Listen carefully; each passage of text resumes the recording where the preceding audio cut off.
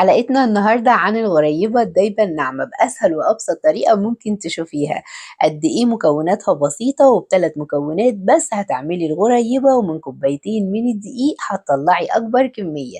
قد إيه هي ناعمة ودايبة دوباين أحلى كده من بتاعة المحلات كمان. بصوا شكلها عامل إزاي، شايفين التسوية؟ بجد النهاردة هتعملوها وتمشوا على التريكات اللي هقولكوا عليها، هتطلع معاكم ناجحة من أول مرة إن شاء الله. وزي ما انتوا شايفين كده ناعمة وبتدوب دوبان في ايديكم. بصوا الجمال، شايفين الطعامة؟ عايزاكم تعملوا لايك وشير كتير للفيديو ده، ويلا بينا بسرعة ندخل على المقادير وطريقة التحضير. بسم الله. اول حاجة كده معايا نص كوباية من السكر البودرة، معايا كوباية من السمنة تكون ساقعة، معايا كوبايتين من الدقيق، وهي دي مكونات الغريبة.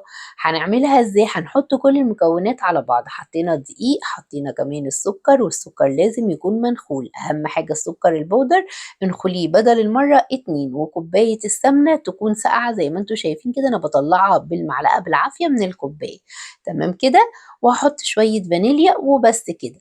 سواء ضربتيهم بايديكي بمضرب كهربا بعجان، هنضربهم كده بالشكل ده لحد ما تلم معايا، بس انا مش عايزه اكتر من كده، مش عايزاكي تفضلي تضربي فيها لحد ما السمنه تسيح وتدوب، لا، انا عايزاكي تضربيها لحد ما تبقى تلم معايا وتبقى عجينه. في الاول بتبقى مرمله وبعد كده بتبقى عجينه زي ما انتوا شايفين، بتبقى سهله ان انت تشكليها.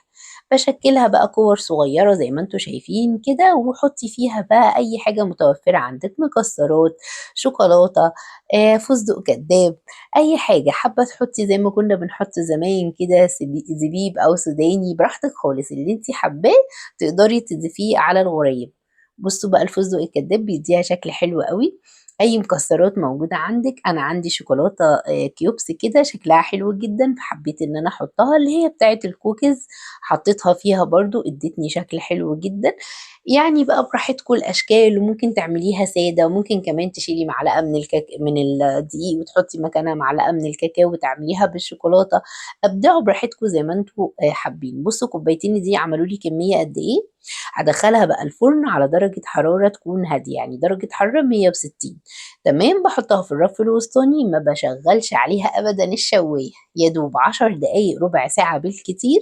بختبر واحده كده برفعها بطرف المعلقه، طبعا هي بتكون طريه خالص، بلاقيها خلاص يا دوب لونت، بروح مطلعه الصاج ومش باجي جنبه خالص لحد ما يبرد ويمسك نفسه. بصوا بقى شكلها عامل ازاي.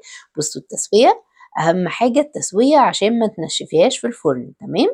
بصوا شكلها عامل ازاي، بجد شكلها تحفة جدا وناعمة ودايبة دوابين.